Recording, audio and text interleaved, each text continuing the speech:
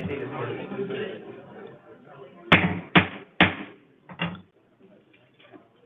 evening, ladies and gentlemen. Happy holidays.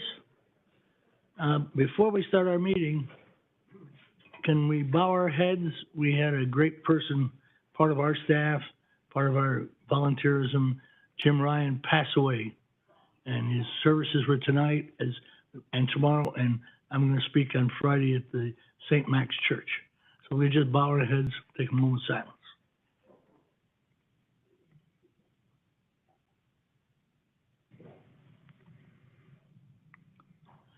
Thank you very much. Mayor, if you wouldn't mind, I'd like to just say a few words about Jim, if I can. Met Jim long before I was sitting up here. He was just a constant advocate for Pembroke Pines. Jim moved here in 1969, so I don't think Flamingo Road was a road. I think it was more of a dirt road. Flamingo Road certainly didn't have a guardrail on it. Jim got to see our city grow up. He served on our Board of Adjustment for many, many years, helping residents achieve their goals. Constant advocate for kids. And from a personal standpoint, Jim took a great interest in my son. Jim worked for Eastern Airlines. He worked for Carnival Airlines.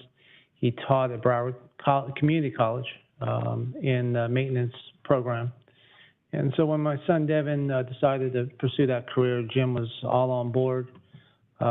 Mayor, Jim and I would hang out at the office at the airport for hours on end, just talking airplanes and how things were. But back in the mid-'80s, Jim was instrumental in really what now is the North Perry Community Association, Pilots Association. Jim was an advocate for safety and total resident inclusion.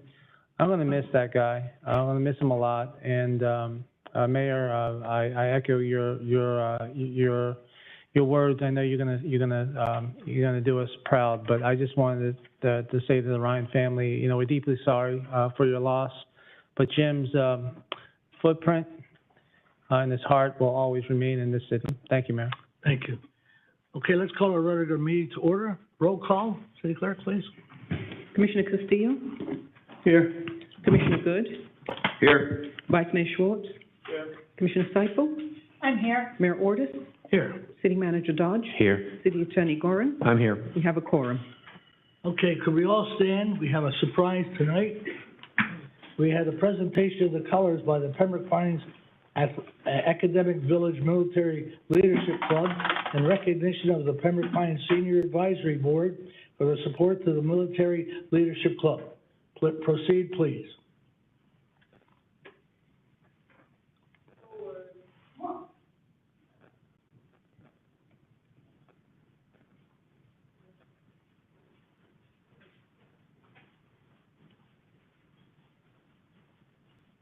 March on. March.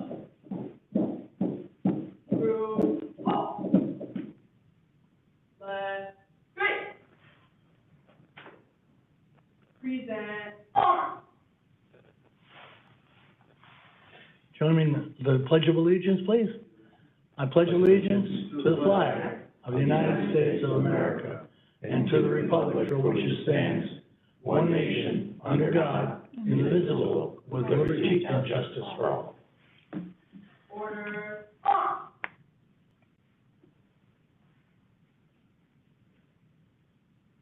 We'd just like to take this opportunity to thank the Pembroke Pines Senior Advisory Council and the city for their support to our Military Leadership Club, our future leaders of tomorrow, our commanders at U.S. Marine, our OTC Simon, and our citizens going into the Air Force, our OTC, our past commander and masters at the Citadel.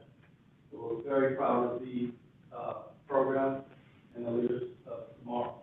Mr. Shepard.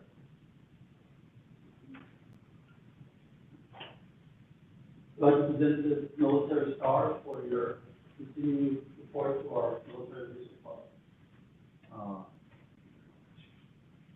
And we'd like to present each commissioner in the city administration with representatives from our leadership. Oh, thank you. Thank you. Thank you. Beautiful.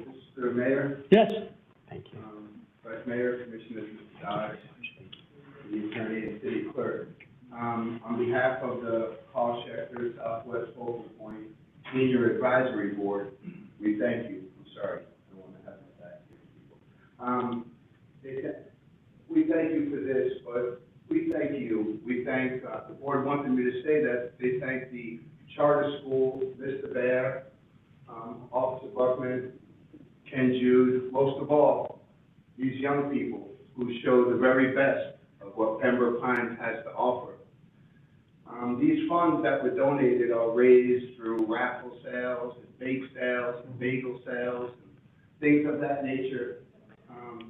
But they're committed to supporting this group of young people.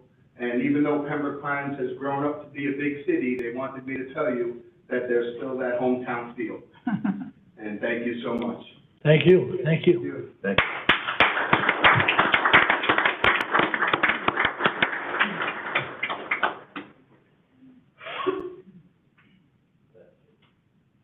Right, straight. Forward, march. Left, left, left, right, left, left, left. Outstanding.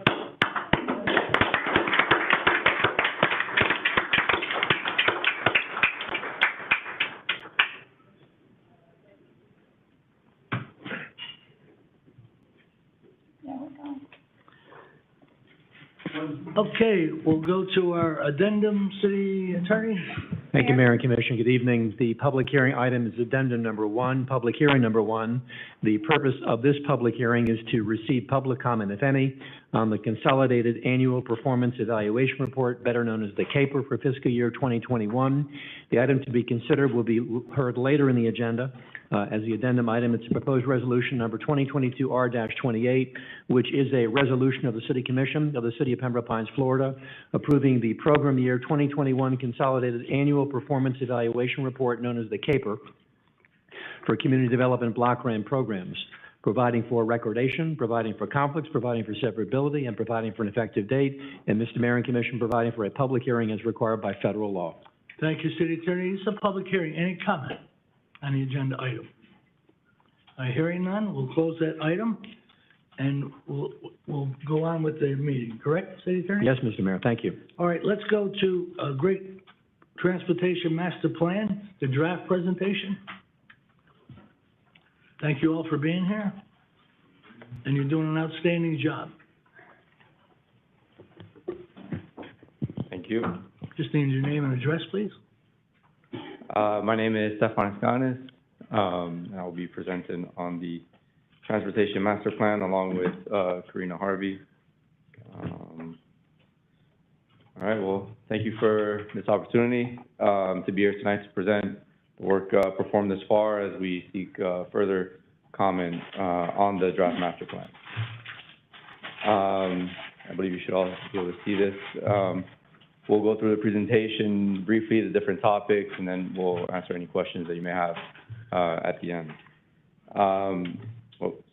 So taking a look at the agenda of the presentation, just some of the main topics, introduction, what the public involvement effort consisted of. I'm not sure why this is changing on its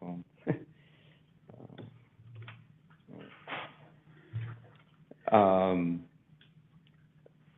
Looking at the existing transportation network, future conditions, the alternatives we looked at, ultimately the implementation, as well as the master plan itself, followed by the schedule, and looking to seek community feedback. So the overall goals and objective of the plan was to develop this 20-year plan. The intent is to develop that blueprint for the city's transportation system.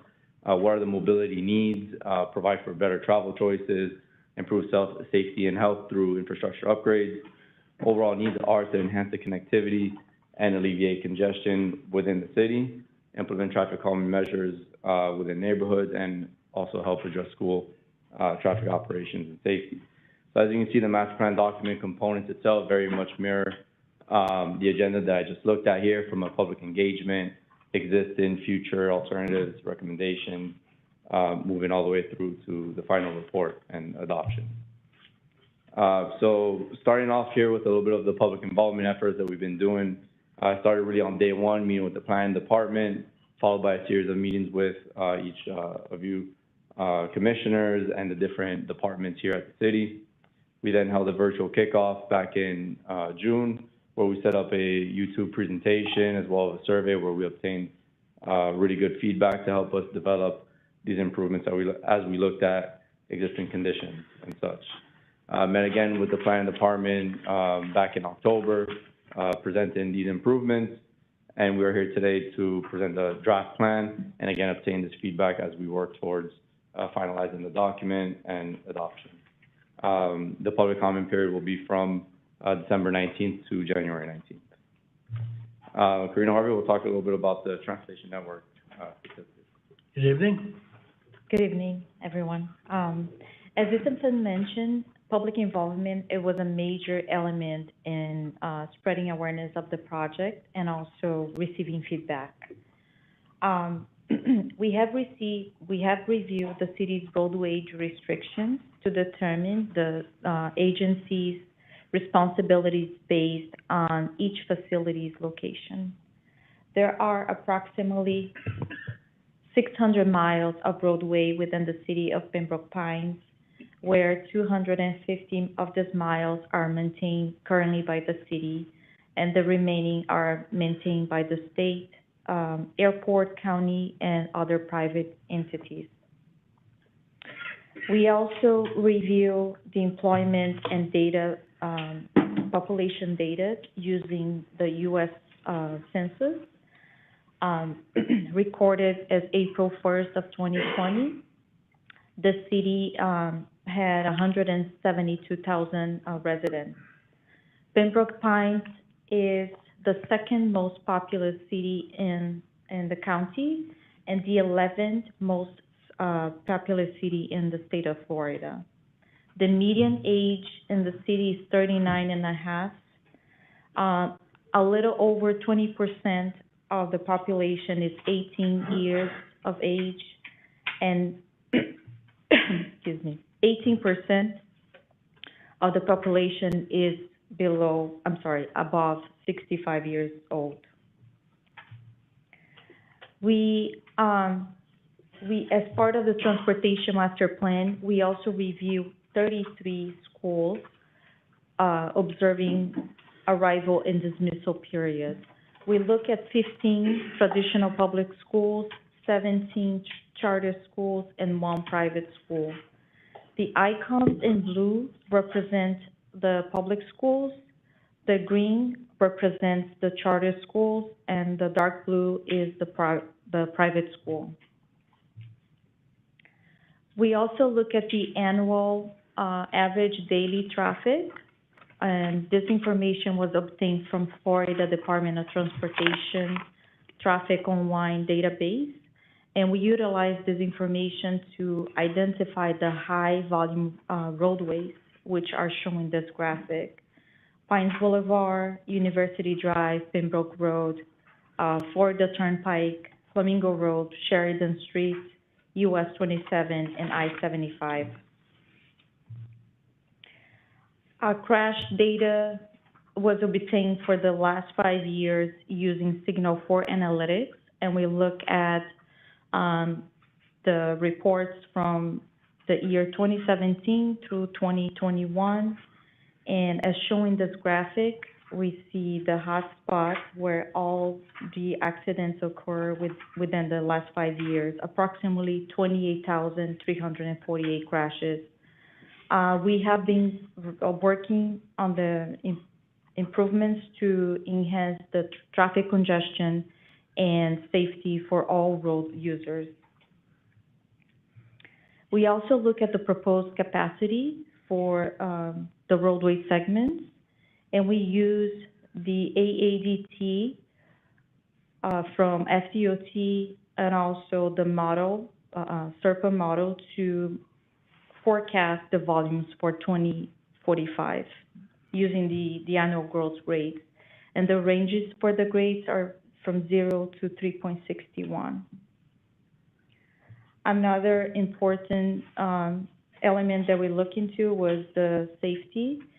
We look at different locations within the city, the major roadways with high traffic volume, high transit use, and high crashes to determine deficiencies within the areas. As you see in this graphic, there are different spots where we identify as the priority to be improved. With that, I'll pass it back to Stefan.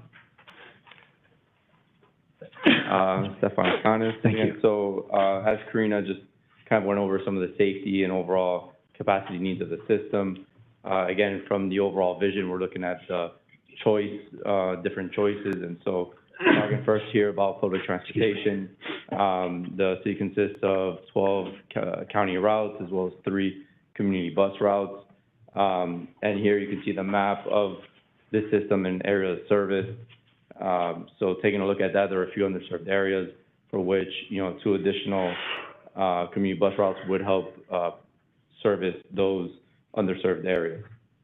Similarly, for pedestrian facilities, she outlined the number of miles of roadway within here, so which ones have sidewalks, bike lanes, and all of this. So extensive surveys and data collection was performed to look at the condition, identify gaps. And so as you can see, the sidewalks is, it's a pretty complete map when you look at it. There are some gaps, or there may be sidewalks on the east side of a roadway, but not the west side. So we took a look at all of those and also proposed additional pedestrian facilities to improve that connectivity. As I just mentioned, related to the bicycle facilities, same approach, extensive survey, identify gaps, deficiencies in the system. Currently, there are existing bike lanes as well as a few multi-use paths. And so this proposed additional network helps to enhance and increase that connectivity with multi-use paths. This would also then help connect bikes, pedestrians, and to other areas of the city, including parks and other recreational activities. So there's a number of planned projects already within the city based on different agencies, the Broward Metropolitan Planning Organization, the FDOT work programs for their roadways. So you can see here a map just more or less of the amount of work that is planned by these agencies within the city.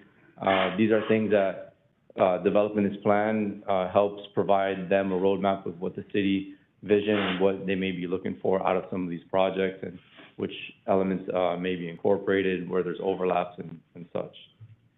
The next item is Transportation Systems Management and Operation, short for TSM&O. Basically what that is the technology component of transportation. There's FDOT and the county have a pretty robust technology component, your signals, cameras, the freeways and such. But there are some gaps in that system as well. Your backbone is your communications, which is typically your fiber network. So here we outline some of these gaps here where the city could benefit from additional fiber communications so they can install additional devices to help support traffic management, as well as maximizing the use of the existing infrastructure. So getting into the plan itself, we put a hard copy there for you all. I believe it was also shared via electronically. But basically, once you get to the later chapters, it's broken up into 3 districts, West, Central, and East, to outline the improvements. There's also here another slide here on how to basically read the master plan when you get to those later chapters and looking at the improvements. This is also provided as part of your executive summary. So it's a little how-to, and you'll see how first you have that, again, that little map of what district you're looking at, whether it's West, Central, or East, the type of improvement, sidewalk, bikes, and so on, the map, and then the corresponding table with the different limits and projects that are represented on that map, as well as costs of those improvements. So all in all, this was broken out into 3 priorities, priority 1, 2, and 3 from a short, mid, and long-term perspective. A total generated of 280 projects. So quite a bit to look at, and it's also broken up. Here you can see where they overlay on the different facilities, whether it's city, county, or state-owned. And you have the different budgets there also listed for each of those priorities and each jurisdiction. Overall project schedule, you know, we went over the public engagement as we've been getting feedback throughout the process. We're at that kind of those last steps of finalizing the report, obtaining additional feedback. So a little breakdown here of the schedule. You can see that we're right there on the commission workshop meeting. Public input period will open up here shortly, and we look to have a final adoption at the February commission. Community feedback, similar approach to our virtual public kickoff, where we have the project website, the online survey form. You can use this QR code here. That'll open up on the 19th as well. Right now, you'll get a coming soon if you use your phone to pull it up. And that's it. Any questions? Go back to the slides. Let me just thank you for that great presentation. Easy to understand. And I want to tell the residents that we're hearing you out there about the traffic in our great city. And we are making improvements. So it's a great presentation. We want to thank you. Commissioners, any questions? Mayor. Commissioner Seifel, Seifel, go ahead. that's me. Thank you, Mayor. Thank you for the presentation. There's actually a lot of meat in here to be looked at and thought about and sort of to understand. There's a lot. This all sort of came about, this whole master traffic plan, if you will, transportation master plan that we have, came about a year and something ago when we were having some issues, really more specifically around some of our school zones. And we started having some discussions about that, which then led to, as those discussions were happening, it became very clear to me that we needed a master traffic plan. We needed to look at it, you know, from high level and look down, and not just do some knee-jerk kind of reactions, if you will, to solving very particular issues and not really hitting more generalized for an entire city. How do we go? These projects, first off, a lot are very, very necessary, and so we know that. But there's a lot of cost involved in them. There's a lot of time and planning, and when do you actually break ground? When does it actually happen? So there's a lot that goes into it, and that was part of my thinking. And when I placed an item on the agenda for us to have this transportation master plan and really have this study done, so that we all had, from professionals, had at least something to start talking at, a talking point to go forward on.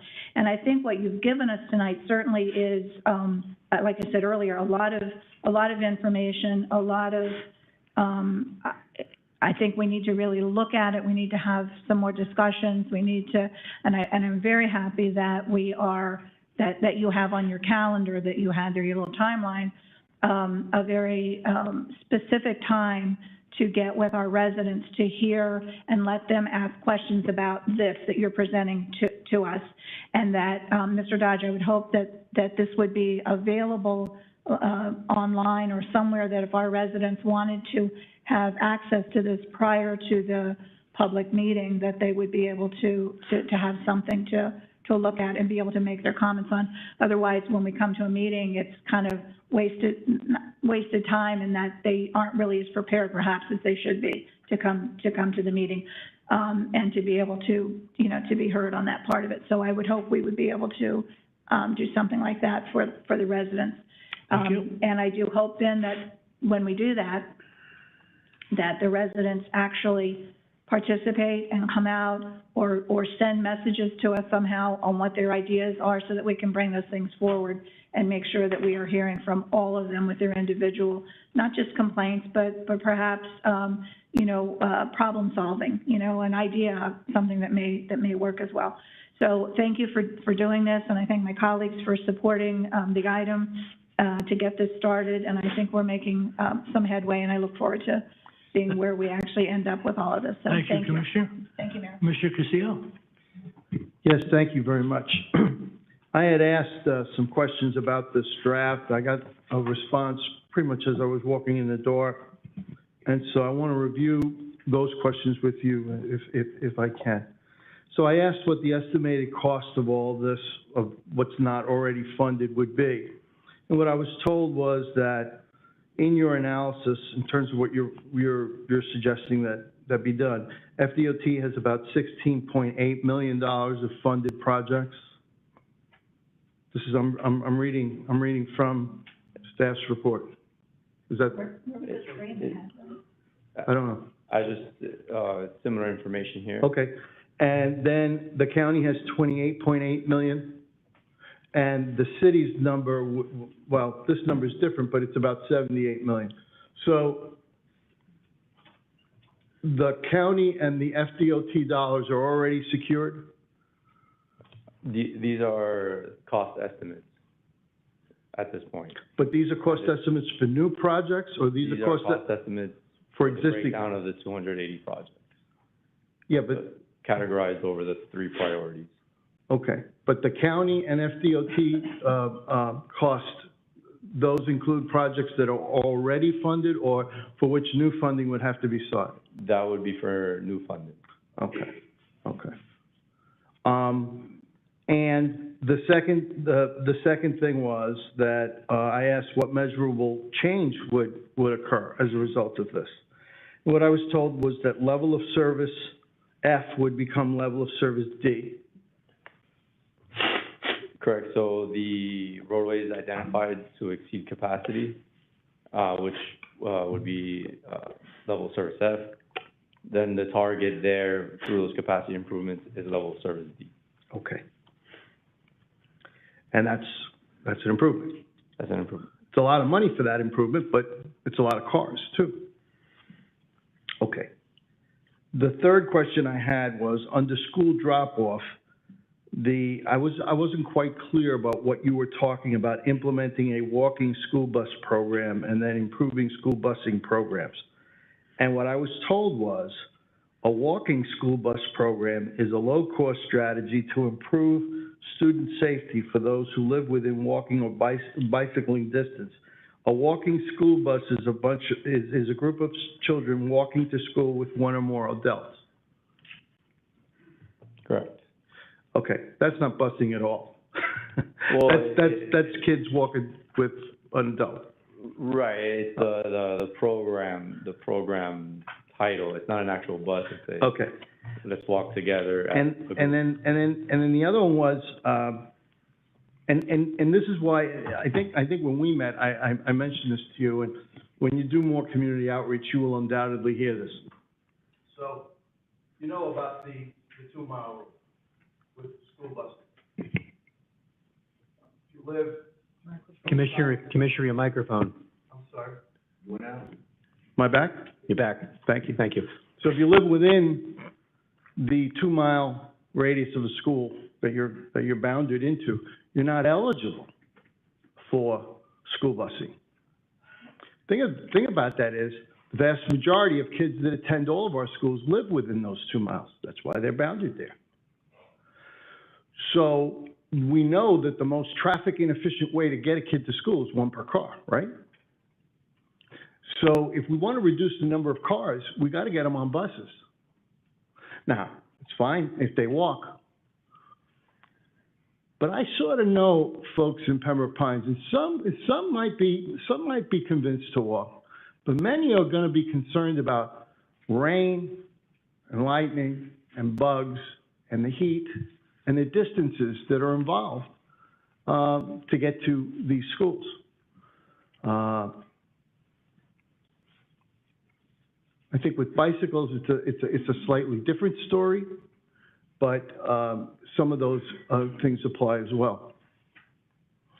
I was really hoping to see from you a recommendation for how we could supplement the bus program in some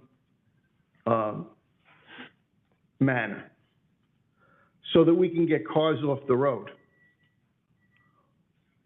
Do you sort of generally agree that some sort of actual busing program would take cars off the road? Could you hit your mic again, please? It went out as well. We would have to review, that specifically. Yeah. And again, within, part of the public feedback will be such, actually that, we are asking the question about the walk-in, bus program, if, you know, how likely would you be to use it? So we are looking for feedback on that. I would strongly So we encourage you to look at that, because I'm looking at this logically. If the goal is to reduce traffic volume, especially around some of these roads that can't really be widened very much, if at all, we're gonna have to get more kids on larger conveyances. Otherwise, we're gonna choke in our own traffic. So, I'm gonna encourage you to take a look at this and come back to us with what you think the models are. Possibly there are some best practices elsewhere that we can look at. But many of our children,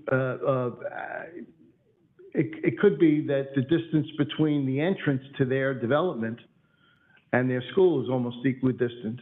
In some cases, they have to walk the entire length of their community just to get to the main street, and then another way. So it's really a very complicated thing to ask folks to walk, particularly in our weather. So I'm going to ask you to take a look at that. Other than that, I have to tell you that I was very happy with the start. I'm glad that this is a draft. I'm glad that you're going to be asking a lot of questions. Traffic is the number one concern shared by Pembroke Pioneers from one end of the city to the other. So this is something that we must ascribe a great deal of seriousness to if we're going to live up to the oath of good and faithful service. Thank you, So Commissioner. I appreciate your presentation. 280 Thank you for- projects combined is a pretty big number, so. Yeah.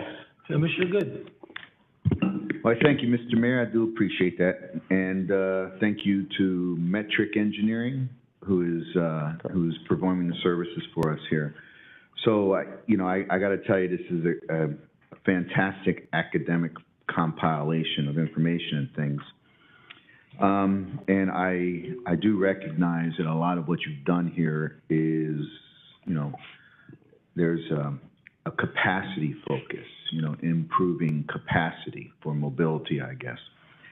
But I got to tell you, I am extremely disappointed with this presentation.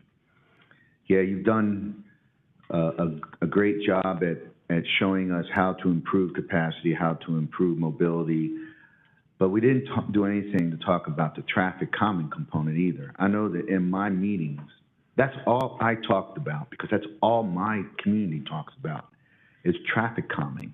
And there's no reference anywhere in here about traffic calming. So build capacity, build mobility, make it easier for people to speed, and now I got a problem still. So I am going to speak from that perspective. I will continue to, I know that traffic calming is a part of a transportation master plan, and I don't see any of that. And I really expected to see that. So I just wanted to express that opinion, Mr. Mayor, and thank you, sir. Thank you, Commissioner. Vice Mayor? Thank you. 40 square miles is not an easy task. Certainly, what I found to be one of the slides where you had the schools, and then you had the overlay as far as the amount of traffic being generated on the roadway. Go to the right. It's the one, next one over. Yeah. So if you look at the number of schools west of 172nd Street, and then the road capacity, it's utter gridlock. Yet our police department has, through painstakingly notifying parents and doing what they need to do, it's been relatively quiet this year. And I want to say thank you, Chief, to you and your staff for making this school year relatively quiet compared to the amount of emails, phone calls, and people coming to the commission meeting asking to make a difference. Certainly, Commissioner Seipel's initiative with Gates and community meetings was also beneficial to that. Now, the master plan itself, when we look at east of 75, which Commissioner Good and I share a lot in common, there's no school south of Pines Boulevard that's creating any kind of an issue. So now that just basically puts it into District 2. I travel every day back and forth to Flanagan High School. We go past Pembroke Lakes Elementary. Outside of the first week of school, where parents are just trying to figure out what's the best time to get out of their house and to drop their kid off, it's relatively a non-event in the northeast quadrant of the city. The reason why you're here is because of the enhanced gridlock we had in the west side, but we are one city and we shouldn't be telling that one side of the city is better than another, but certainly our level of focus needs to be on the west side now. What gives me some pause is the F road discussion, because FDOT came here, 4 years ago, I think it was, Mayor, when they made the presentation about the I-75 corridor and improvements at University and Flamingo and University and Pines Boulevard. And they had suggested some things, and yet this, some members of the commission weren't on board getting in line to curb some of that traffic. So now we're going from applauding your plan that goes from an F to a D, yet when FDOT came here, it was a no. 20 years is too long, in my humble opinion, when it comes to asking an elected body of 5 to make decisions that far out in the future, and to ask our city administration to find, what was it, $78 million over a 20-year period. Certainly, for my residents, they're looking at more pedestrian-friendly infrastructure. We have portions of our community where they want to get out on bicycles. They want to have wide sidewalks so they can traverse regardless of their ability to traverse from one side to the other. Generally speaking, the city has its 3 zones. We have our commercial district right in the middle that everyone kind of goes to. So when they're traveling from the west to the east and the east to the west, they all meet at Pembroke Lakes Mall, okay? There's a lot of stuff going on right now. There's a lot of traffic going on right now on Pines Boulevard. But then everyone goes back to their homes. And we generally just stay within that 5-mile radius. Occasionally, they'll traverse through the city. And to me, I think having the surtax money is fine, but to rely on that process, Mr. Dodge, versus us being able to say, this is what we're going to do now in the next 5 years, because what I saw on the screen was a 5 to 10-year plan. I didn't see a 0 to 5-year plan. So our residents are looking for something now, and I would be interested to see what we can get done now. So we certainly have the public portion, and I'm looking forward to seeing that. But I'm more interested in seeing the timing of you selecting what is the order that we should go in. Because if you leave it up to every corner of the city gets something, nobody gets anything at that point, because it's not from an engineering standpoint. It's more from an emotional standpoint. Everyone wants their stuff fixed now, right?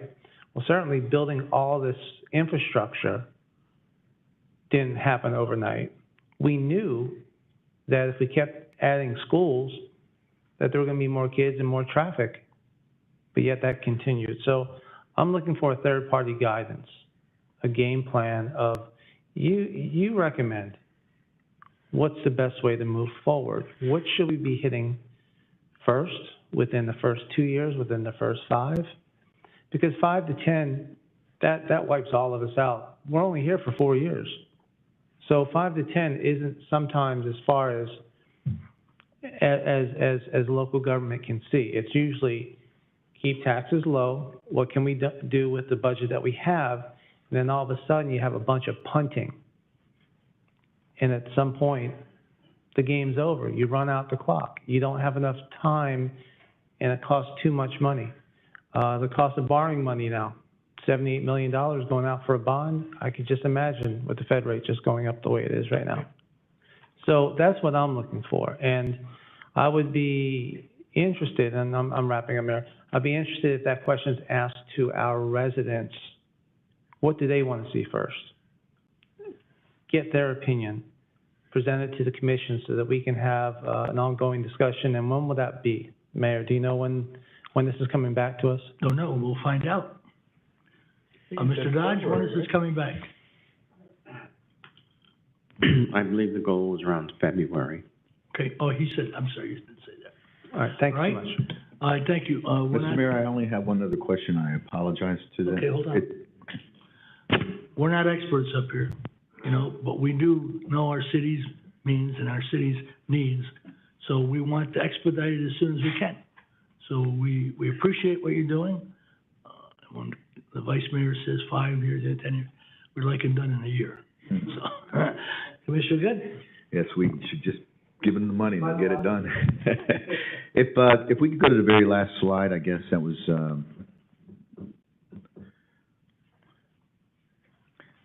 the very last slide, yeah. So this community feedback, you know, this box, I guess, you go ahead and you put your camera on it, and it takes you to the website and all that. So I did that.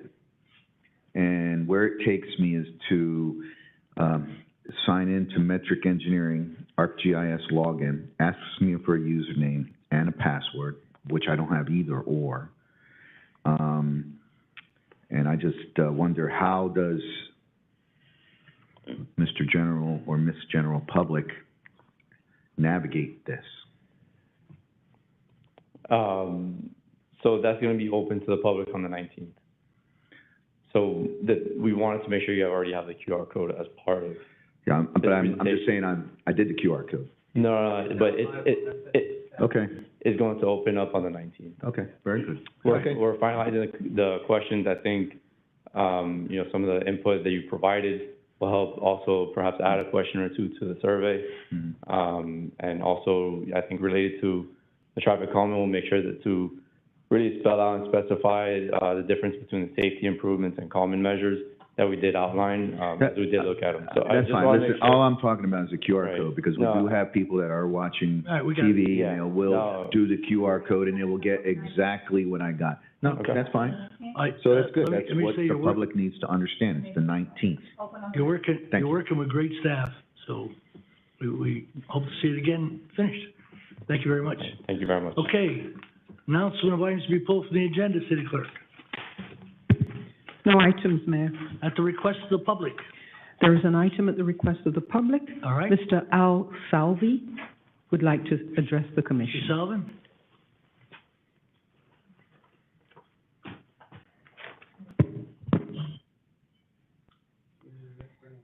How are you, sir? Yeah, can we help with a mic to, what's that? Oh, they're coming. Vice Mayor, they're coming. We have it handled. Sit down. We got a mic for you. Thanks. Can you hear me? Thank you, Mr. Good Mayor evening. and Commissioners. Can you hear me all? Yes, Thank you for addressing my concerns. I read this master transportation plan in great detail. It is extensive. It's a lot of folks probably won't even understand it. There are some good points and excellent points brought up by the commissioners here about some of the work that's going to be done with extra sidewalk, bike lanes, et cetera. But one of the things that I see that I deal with on a daily basis is commuting, on the west side specifically, Jay, is the fact that the light sinking is horrific. The city needs to address the light sinking. Well, we're That seems doing to that be with a the major surtax dilemma. issue. I don't want to interrupt, but we're doing that with the surtax issue. Taking a little more time than we want. Okay, well, that's a great thing, Mr. Mayor, because that seems to be an ongoing problem, and a lot of residents are fed up with the light sinking. I know. It just keeps coming up and up. The bicycle lanes, we want to talk about getting kids on the bicycle, but we don't have any bicycle lanes. I know on Silver Lake Boulevard, there's no bicycle lanes. You got people riding bicycle in the middle of the street on any given day. There's just no bicycle lanes. So if you got a kid, and you know, I don't have to tell you, some people speed through that, Silver Lakes, and, they actually have kids riding bike through there, and somebody's gonna get hit by a car because there's no bicycle lane. So I agree with some of the points this gentleman brought up about the, transportation plan. As far as the busing that, Angelo Castillo brought up, I think he has a great point. I mean, it would be great to incorporate more busing to get some of these cars off the street, because as you know, we got the project in the village, with those condos coming up, 170 units, and we got the 172nd, condos going up. I know it's gonna take several years, but if you're talking 3 cars per family members there, you're talking another 600 cars on the road in the morning and in the afternoon. Plus, you got people coming down from Weston that are going to our shopping centers because they don't have, close by shopping centers like we have. So they all drive from Weston. So we have a lot of congestion and traffic gridlock on Pines Boulevard in the morning. So we take the alternative, which is Pembroke Road, and everybody's stuck in that one lane between 172nd and Dykes. So it's horrific. So we need to incorporate, I know when we talked about Leonard the last time I was here, they say we're gonna widen, and I know there's a project in the works about widening Pembroke Road and also the, Miramar extension, but we haven't heard anything as residents. Takes time. I know it takes time, but you know, traffic's not gonna get any better Takes time. as these condos are coming up, you know? So I wanna thank you for your attention to this traffic problem. I know Iris and Angelo can relate more than all of us because we're on the west side, but great that you're addressing it, and this is a great first step, having this gentleman come out and draw up plans to, have extra sidewalks, because we only have one side sidewalks on where I live, and it's very difficult, and it's very, you know, just difficult to maneuver. We did the MPO walkthrough, Mr. Mayor, remember? And we found a lot of obstructions, cracks in sidewalks, so they need repairs, and this stuff that needs to be addressed by the city. But I want to thank you all for addressing the traffic problems. And the Pembroke Pines. and the MPO is instrumental in instructing to the bike lanes. That's our #1 project in the whole county. We're adding them as much as we can. You go down Pines Boulevard and other, you see the green bike lanes. So we just Yeah, have to have. that's coming around. I saw Coming around. 172nd and Pembroke Road being But thank you addressed. very Good. much, appreciate it. Thank you so much, Mr. Okay. Mayor. Thank you, Mr. Commissioner. and Ms. I have further Thank you. on the public.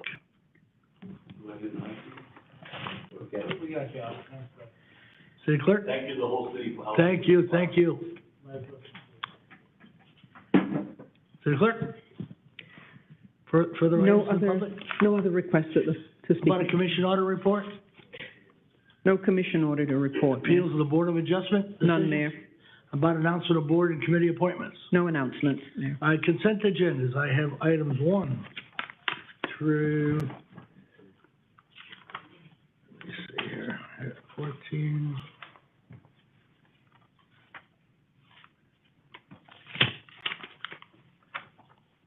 Twenty, 23, City Attorney? Consent? So moved. Hold on. City Attorney? 22, Mr. Mayor. 22. Items 1 through 22, what is your pleasure? Mr. Mayor? Which includes the addendum, Mr. Mayor. I'm sorry? The addendum is on page 14, but that's the end of the consent Okay, agenda. that we're concerned about that. Thank you, Who sir. just had a, I did, Mr. Mayor. and you have a poll? Commissioner Good. I'd like to have a poll, yes, sir. What is it? So item number 5, Hold on. Okay, go ahead.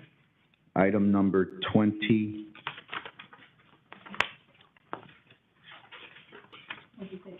yes, sir.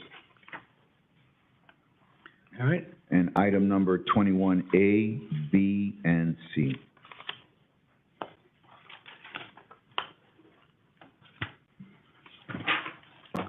move the rest. Okay, is there a motion on the floor, is there a second? Second by Commissioner Seifel, discussion. Hearing none, all in favor, call a roll, please. Commissioner Castillo? Yes. Commissioner Seifel? Yes. Commissioner Good? Yes, Vice Mayor Schwartz? Yes. Mayor Ordus? Yes, Motion passed. thank you. Our first item is number 5. Go ahead, Commissioner Good.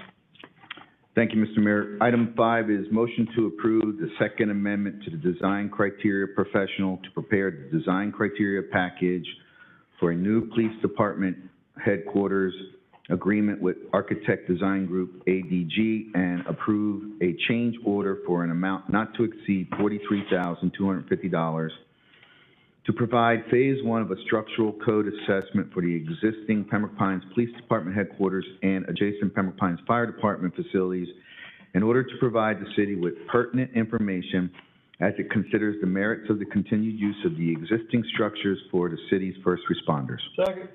Second, is there discussion? Yes, Go ahead, Mr. Commissioner Mayor. Good. Thank you, Mr. Mayor. So, I guess when, in my reading through this, I'm not opposed to this. I think it's great. I think we have to do everything that we should be doing in order to ensure that, if we're repurposing a facility and we're trying to enhance it, you know, you need to find as much information as possible. But I do recognize that we went with an original agreement. We went with a First Amendment. Now we're with a Second Amendment. And the very first question that comes to mind after I read all the backup information is our city engineer even involved with this project? City Manager? Mayor, not at this point. This has to deal with the review from an architectural viewpoint of the existing facilities to see if it makes sense to actually incorporate them into an expansion for the police department, a new facility plus utilizing the existing facilities. This addendum, that's what that does, is to evaluate the older buildings. All right, thank you, Mr. Mayor, and Mr. City Manager for that explanation. So I very much appreciate what you just said, and I don't disagree. However, we do have a city engineer who is a industry expert in at least the process of putting together a design criteria package. I personally feel way more comfortable if our city engineer is participating in the process to ensure that our consultants are not leading us in a scope increase that may not be necessary. So in the absence of the city engineer participating in this, I will not support this item tonight. I do support the project, but I do not support the process. Any further design criteria, package development, or bids, or RFQs, or whatever it might be necessary in order to make this happen, I will feel way more comfortable if the city engineer is involved in every step of the process. Thank you, Mr. Mayor. Vice Mayor? Thank you, Mayor. Mr. Kennedy, I don't want to call you down, but if I say anything wrong, just run down, please. Our city engineer is a civil engineer that deals with infrastructure, not vertical development of buildings. Mr. Gajewski, being an electrical inspector himself, he too does not have the 168 for structural. Now, if the suggestion by Commissioner Good is to bring in our chief building official to review the plans and docs that are on file to see if they jive with what this third party is going to take a look at, I have no objections. But our city engineer does infrastructure, not building structure. And so if you want to bring in the discipline to review that, we need to bring in the right discipline to do that. City Manager Dodge, do we have any retired structural building inspectors that you may want to make some phone calls to see if they would have some interest in reviewing maybe some of the plans that they signed off on back in, what was it, 1985, 1986, when the building was built.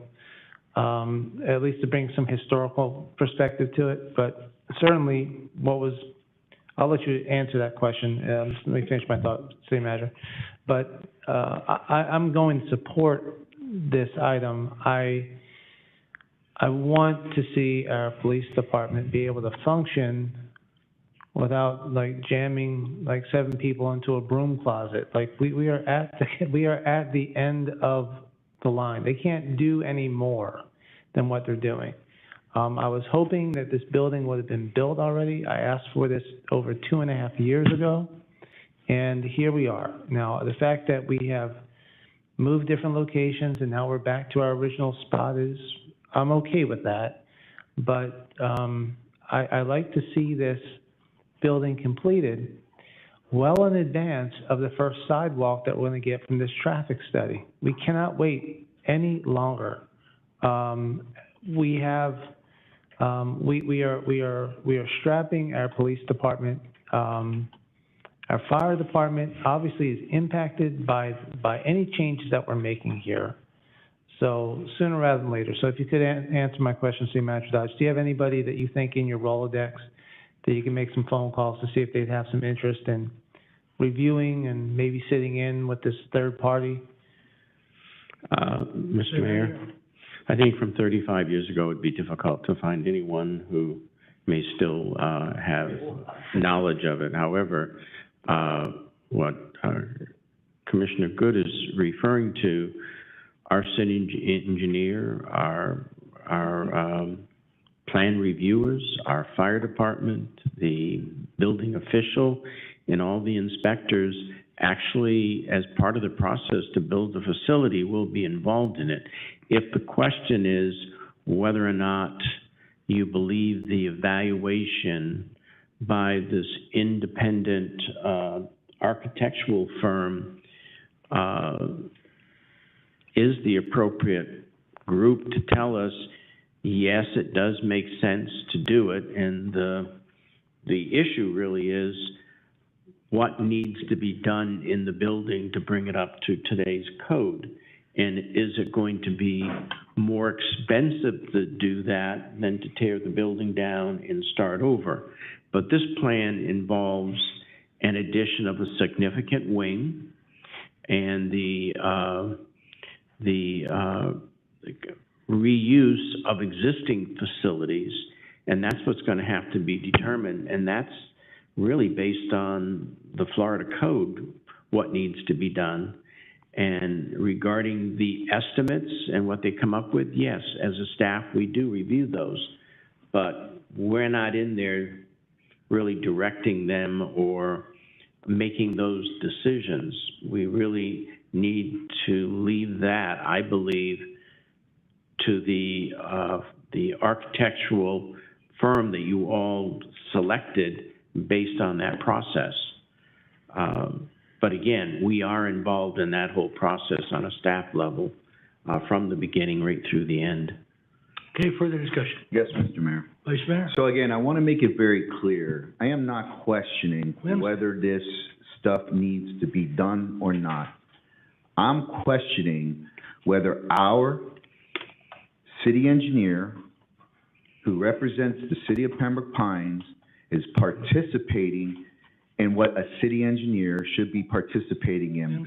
They should be overseeing this process and should be making the recommendations to this commission that this is necessary. That's why we hire a city engineer. Okay. Whether it's civil or anything else, they are called the city engineer. And this is an engineering project, and this is dealing with a design criteria package development, which is clearly a city engineer responsibility in most all municipalities that you can go ahead and look and research. And that's why I'm saying I am very disturbed that the city engineer is not involved in this part of the process. And that's my comment, and I can't support it unless I know that the city engineer can stand at that podium and say, yes, commission, This is necessary. Thank you. Mr. City Mayor, Clerk? can I ask Mr. Kennedy to come down? I'm sorry, Carl, for putting you on the spot.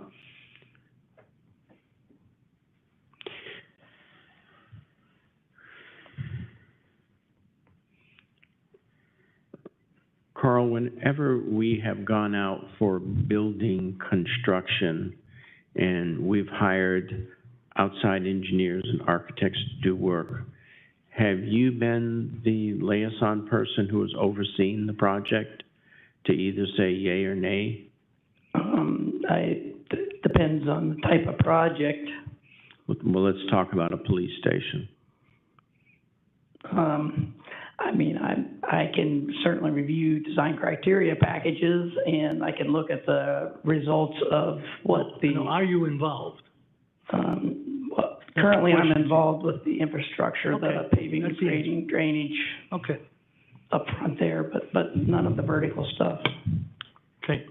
Further discussion? Yeah, I have a question for the Vice city. Mayor, quickly? Mr. Kennedy,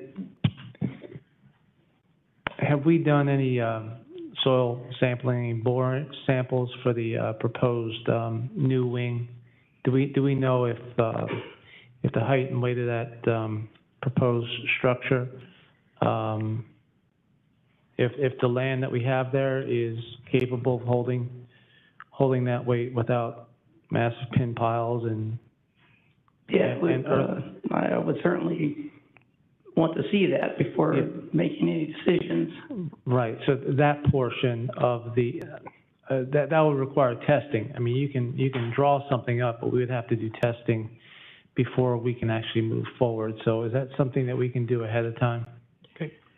That is I'm something certain that the architect's involved in now. Right now. When, you're building the eastern part of the city and you Yeah. do not have the same soil conditions as you Exactly. do out west. Yeah. So that should not be an issue. But they are working on that, but I'd like to reiterate that the staff reviews actually everything they do. We don't direct them on how to do it, but we review what their recommendations are. Okay. Call the roll, please, City Clerk. Commissioner Good? No.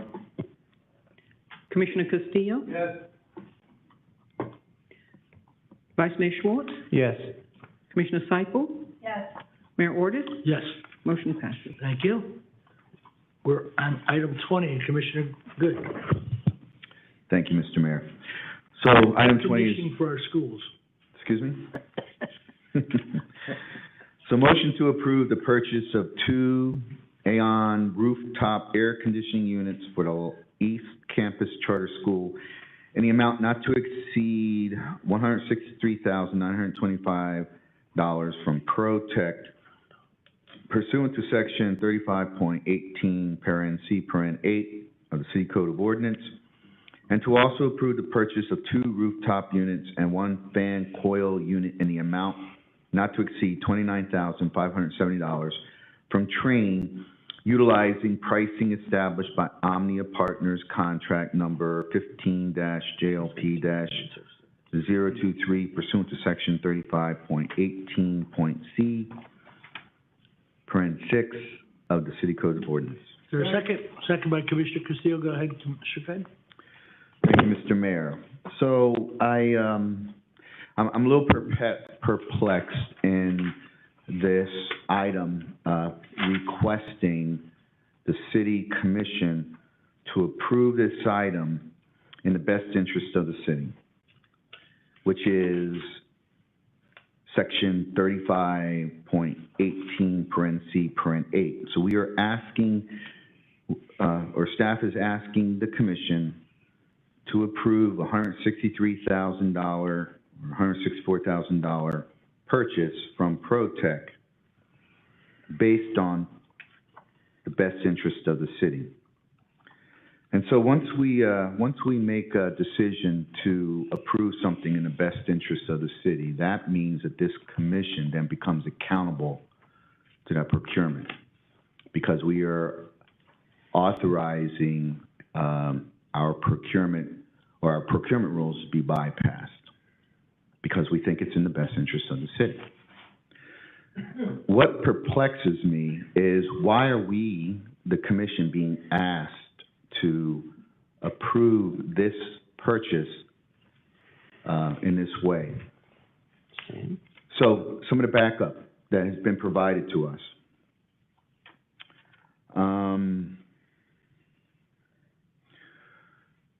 I guess, so there was a report done.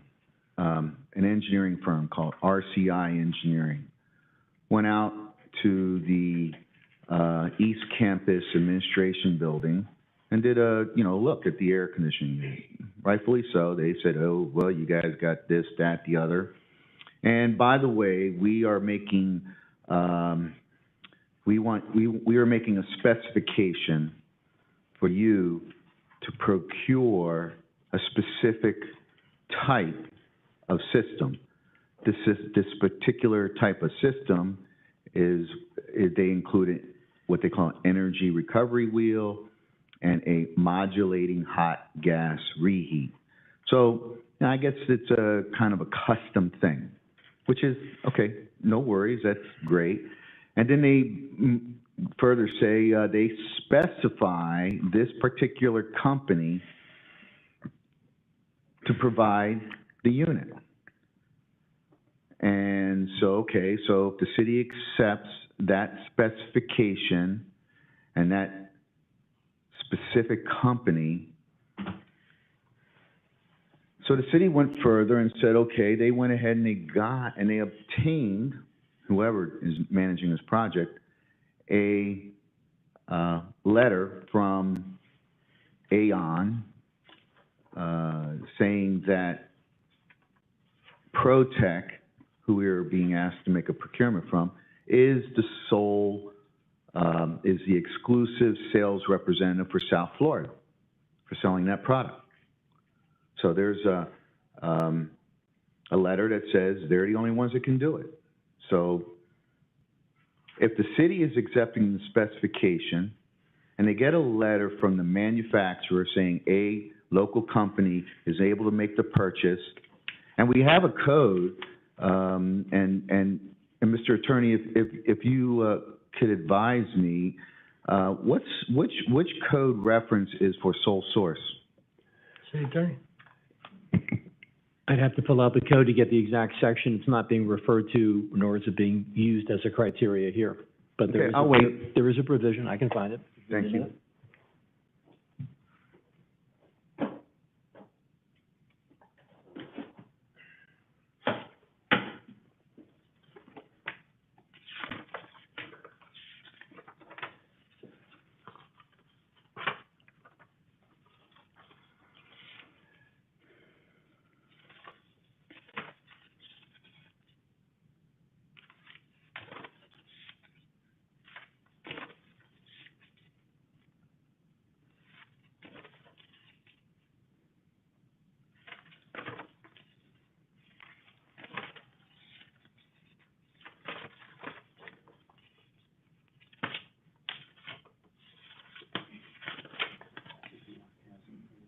I should have it handy. I'm just trying to find the section.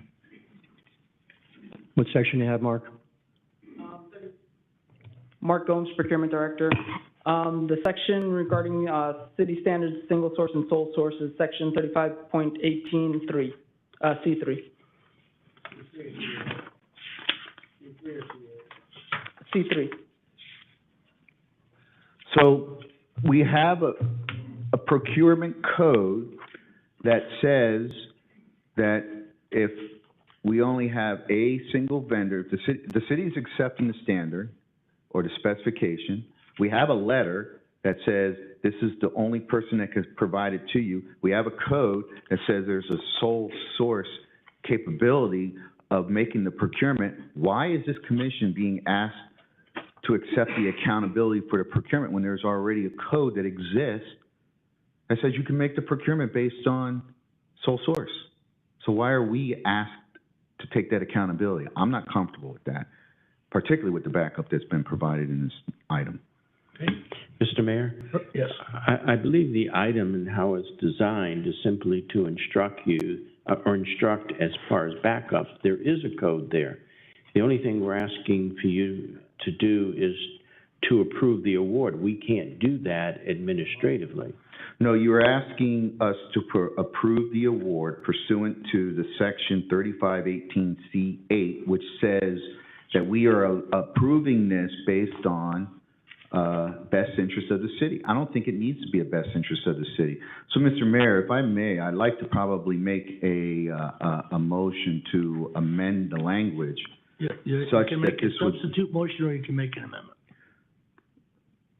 Substitute motion. Thank you, Mr. Thank you, Mr. Attorney. Commissioner. So the substitute motion I would like to make is that we approve this under the section 35.18C3, which references the sole source, which then does not put the accountability of the procurement on this commission. Mr. Mayor, if I may respond to the commissioner briefly. Go ahead. Just for the record, to create an appropriate public record, given the substitute motion, 3518 specifically says in subsection 3, the highlighting section says city standard single source and sole source commodities or services, city standard single source and sole source commodities or services, and the keywords here are exempt from this section. And the exemption is if they're found to be, as stated in the code, sole source, city standard single source and sole source commodities. The finding of the commission would have to be made that in fact it qualifies for that subsection 3 provision. That, I presume that's part of the motion, Mr. Commissioner. Okay, is there a second to the motion? I'm gonna Second to the second it, motion. but I have questions. What was that? I'm gonna second it, I have questions. Commissioner Castillo seconds. Go ahead, Commissioner Castillo, for a question. Okay, so, what thought went into picking the one provision that is in the agenda versus the provision for sole source? What led you to pick this choice over the other one? Yes. So what we normally do is for items such as this, where there are other vendors, so the Aon machine there's a sole source from a specific vendor. However, there are other vendors that can provide an alternate that is not only from Aon. There's other brands that could be potentially suited for this. So it's really not sole source. This is really more a preference of the Public Services Division in terms of how they want to organize their the outfitting of this air conditioning system, right? The Public Services has a recommendation from a consultant that recommended this All right. product. So it's not sole source because there are, right, obviously there are many air conditioning companies, but they are aiming down the road and they're using their professional judgment to choose this particular system. And why is that? Who can answer that question for us? Mr. Dodge? Mr. Buckman's coming to me. Why is this company so important to us We're gonna get an answer shortly. that another company might not work better, Mr. Buckman? if at all? Good afternoon, Stephen Buckman, Yes. Public Services. The Public Services Department elected to go with this particular brand based on the recommendations of the engineer. What Aon engineer? RCI Engineering. The unit has been proven to be very reliable, long-lasting, and based on his recommendations, we decided to go with that. We did, however, reach out to Train to see what their price would be for that particular style of unit, which was higher than the Aon unit. So based on those two factors, that's why we went with that. I know that you and I didn't get a chance to talk about this because I didn't know that this issue was going to come up, but I'd like you to expand a little bit. So you're saying that the engineer recommended it, and then you said that it's because the system is reliable, but there are other reliable systems. Why did the engineer want this system? They kind of specialize in this type of system, and this has been a tried and true unit that they've used in several other projects that they've done in the past. And they've had bad experience using other units? I couldn't tell you that. I don't know what experience they've had for bad ones. Mr. Dodge, is this something that can wait until we get a clearer answer to that question? I believe this unit is really necessary for the East Campus School, correct? Yes, this is actually part of a larger project where we're going to be doing a complete Well, remodel. I'm gonna say two things then. You know, the kids have to have an air conditioning unit, and if the manager is saying that, we have to have it, we have to have it. But I think Commissioner Good's, questions are very well taken. I think that this is a very serious thing. Best interest of the city, and sole source are two different things. And if you want us to use this super unusual, motion of, and section of the procurement code, there really does have to be more than just, you know, and the reasons should be laid out in the agenda. So while I agree with the substance of what my colleague is saying, the manager is telling us we have to have an air conditioning unit. In the end of the day, we're gonna have an air conditioning unit. But I would ask you all to, and this is just my request, other commissioners may agree, to use a little bit more care when you select which provision of the procurement code, and to include a more convincing set of justifications when best interest of the city is used. Thank you. Further discussion on the substitute motion. I'll weigh in, Mayor. What's that? I'll weigh in. On the substitute motion. Yes, sir. History of the tremendous maintenance complications that we've had in the east building I thought the backup was rock solid, okay? I think that if 3518C8 is a common type that usually shows up, I think it was just done in error. An 8 looks like a 3, okay, and I think it's just an oversight. I don't think there was anything malice, anything done to elude the commission. I know that these units are well over 20 years old, and if it wasn't for Public Works and their heroic efforts, we would have lost these things 7 years ago. The manager brought forward a company that was supposed to help keep the buildings cooler through some product, and we had to throw them out. And as a result of that, we've had more heat gain, which puts more stress on the units. So it's my presumption that the engineer who looked at it, looked at the full history, the 20-year history of these buildings, and saw that the equipment, specifically these customized units, are needed because of the unique shape of this conversion. It used to be a synagogue.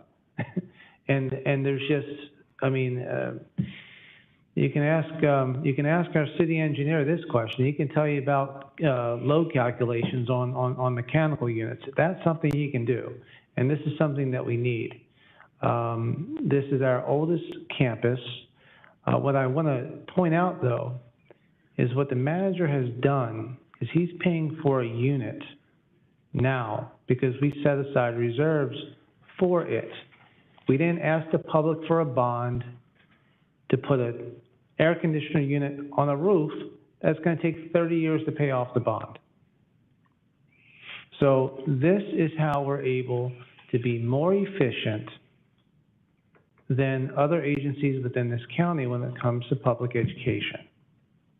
So I want to thank Mr. Gomes and for his work. I really think it's a Scribner. C8, C3, to me, I think the highlight is what the city manager has done, saving us a ton of money in getting this through. So we're beyond life expectancy of these units. They've paid for themselves 3 times over. I'm happy to support the item.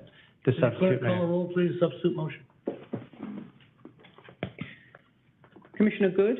Yes. Commissioner Castillo? No. Vice Mayor Schwartz? Yes. Commissioner Seifel? Yes.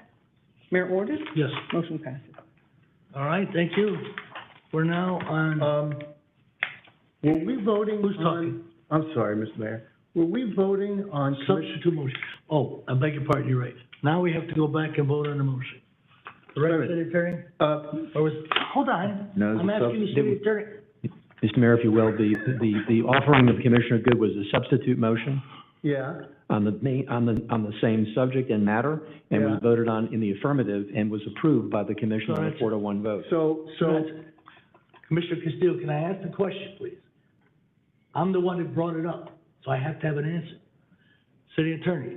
Yes, sir. Did the substitute motion vote, is that substantive enough for the item? The vote of the commission on a 4-to-1 basis supports the commissioner's request, which was to focus on the sole source, which I read into the record, and that was what passed by the commission's vote. So we passed item? You did. Okay. can I ask my question now? Go ahead now, Commissioner Castillo. So Commissioner Good's motion, as I understood it, was to change the text to sole source. Correct. Point of clarification, it was to change the text to the appropriate code reference, which is sole source. Which is single source, city standard, or sole source. So we're not doing this in the best interest of the city, we're doing this as a sole source. Is that the will of the commission? We voted on it. It's passed. Okay, I'm asking my colleagues, is that what you understood by your Your vote? colleagues are telling you we voted on it. It's passed. We're moving on to the next subject. Okay, I'd like to change my vote to yes. Oh, go ahead. No, you have to reconsider now. We can't do that now. You can't. Yes, we're at the same meeting. City We Attorney- haven't gotten to the City next Attorney- item yet. If the prevailing... I was confused. I'd like to make a reconsideration on this. Just hold on. Hold on a second. Hold on. This is not a joke. So just take it, we're gonna do this and we're gonna do it legally. So they don't come back and tell us this one did that. We're gonna do it legally. That's what I'm all about. City Attorney. Yes, Mayor. Where are we now? Where you are is that the Commissioner Castillo is asked to change his vote, which is theoretically accurate. However, he was not on the prevailing side of the motion. Commissioner Good has offered a motion to reconsider. And I'll second it. So I can change my vote because I was confused by the language. Okay, there's a motion to reconsider. It's seconded. Discussion on the motion. Point of, Discussion on the motion. point of to order reconsider. for the, or point of... Who's talking? It'll be me, Mayor. Folks, Mr. City Attorney, Yes, Mayor. I'm gonna run this meeting without being interrupted. Because tomorrow, I don't want somebody to come and say we didn't run the meeting legitimately and legally. So please don't interrupt. If I'm mistaken, the city attorney will let me know. Okay? Now, we're on a motion to reconsider. So who needs a recognition? Well, put the thing, Vice Mayor, go ahead. On the reconsideration. Yeah, it's actually a parliamentary question. City Attorney, can the non-prevailing side second the motion to reconsider? Yes. Thank you. All right, further discussion. Call a roll, please, City Clerk. On the substitute motion On to the amend the no, language? on the reconsideration. Of item number The 20. reconsideration regarding the language to say that the commission approved. Just reconsideration of the Just item. reconsideration, period. Of the item. Thank you, Madam Clerk. Commissioner Good, Yes. Commissioner Castillo, Yes. Commissioner Seifel, Yes. Vice Mayor Schwartz, No. Mayor Ordus, No. All right, the item passes for reconsideration. We're on the reconsideration, correct, City Attorney? No, Mr. Mayor, there's nothing on the table on the floor right now because the reconsideration opens the reconsideration. You now need to make a motion, as was initially made by Commissioner Good, to essentially approve item number 20, but substituting the section of sole source as the best, as opposed to the best interest of the All right, let's city. hear another motion. Thank you. So, Mr. Mayor, Yes, sir. I would like to make a motion a substitute motion to change the reference, the code reference from 35.18C8 to 35.18C3. Is there a second? Is there a second? Is there a second? Motion dies, lack of a second. Let's move on. Okay, Commissioner. Mayor, Yes, we have to vote on the item. We need the air conditioner. What's that? We need an air That conditioner. that motion failed, so the motion, it failed or? We didn't vote on it. No, we haven't voted. You All right, let's- moved I to beg your pardon. reconsider, I beg- then you made the motion. All right, let's have the item in front of us. Okay? There's Commissioner wanna Commissioner ask for Good a made a second? motion, there was no second. Okay, that's fine. I'll second the motion so we can have an air conditioner. No, that's not what we're talking about. No, that's what the... No, Wait a we're minute, he talking can about change his procedure. vote, but I can't change mine? City Attorney, Yes, Mayor. procedure. We just wait. The motion for reconsideration, Sir? Were you laughing at me? No, he can change his vote, but I can't change mine? You know, city attorney, yes, Mayor. I'm not gonna lose my temper. I wanna do this legally, Yes, sir. and I'm trying to keep this commission legal. So, really, What's the matter? so, city attorney. Yes, Mayor. Give us direction, the next, what we have to do. Okay, if I may, Mr. Mayor, the Go ahead. motion for reconsideration offered by Commissioner Good, was passed. Then he also then he reoffered the substitute motion, which is to substitute sole source for best interest of the city. That motion was on the floor for consideration and was apparently not seconded. Right. The only other motion before the commission, which was the non-substituted motion, which is the main motion, was to approve based upon the best interest of the city, as provided for in the backup. That's in front of us. Absent a second on the motion for the substitute motion offered by Commissioner Good, that would be legally correct. All right, everybody understand that? Yes, Mayor. Okay, what's that? Mayor? Yes. I'd like to reconsider on my vote on on Commissioner Good's item, because I thought at one point, and maybe it was too late, that Vice Mayor did actually second that, but correct? Am I correct on that, Vice Mayor? You are. No, it But- was after the vote. I'm sorry? It was after the vote. There was no vote. I made the motion. It wasn't second. And I think there was some, there was And there some, was there was some time, hesitation. but I thought that I heard Vice Mayor second your motion. You did. And so if that's the case, Mayor and City Attorney, we should be moving forward based on that. Mayor, if I may, to the correct. Commissioner, City Attorney? Yes, Mayor. Go ahead. Commissioner Seipel has raised the question and asked for clarification. If the Vice Mayor seconded the motion offered by Commissioner Good on the substitute motion, that is a motion which is legally on the floor for consideration and can be voted upon. Is it recorded? I'm sorry? Is it recorded the second? Yes. It will be. No, it wasn't. The clerk He did said not, I didn't hear it the second. the clerk did not hear the Vice Mayor either. Well, that's what I'm asking, was it? At this point, if the Vice Mayor is reasserting his second, it is a second for the record. The second, we're there. Okay. City Attorney? Yes, ma'am. Yes, sir. May I? Go ahead. I'll second the motion. Okay. Do we have that, City Clerk? Yes. Thank you. All right. All right, there's a motion for reconsideration. Discussion? That's not, City No, Clerk, call the no, roll. that's no. not the motion. Mayor, allow me to help you a bit if I can. The motion for reconsideration passed on a 3-2 vote. Commissioner Good reoffered his substitute motion, which was to change out the language in the proposal from the administration on the agenda from a best interest of the city provision, which requires certain findings, to a sole source condition under 35.18. That is the motion on the floor, which was made by the Commissioner, Commissioner Good, and now seconded with the hearing of the clerk by the Vice Mayor. Further discussion? Hearing none, call the roll, please.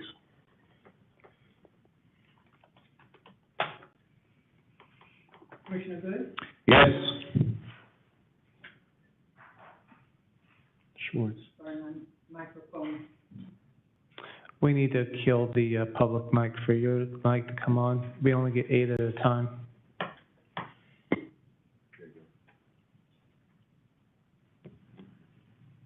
Does that interrupt hers?